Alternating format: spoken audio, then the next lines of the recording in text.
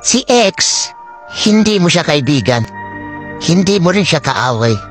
Siya yung taong nakasama mo sa nakaraan na gumawa ng magandang alaala. Pero hindi na siya parte ng buhay mo sa ngayon kasi wala na kayong dalawa. Pwede siya yung dahilan kung bakit nasaktan ka ng sobra-sobra.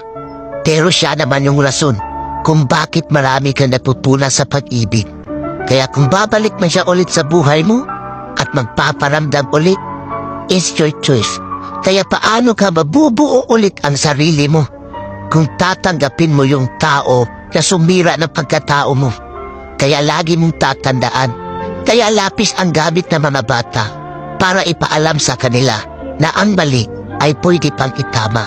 Kaya naman ballpen ang gamit natin para ipaalam sa atin na hindi na tayo bata, na para ulit-ulitin pa ang pagkakamali na hindi na natin kayang burahin.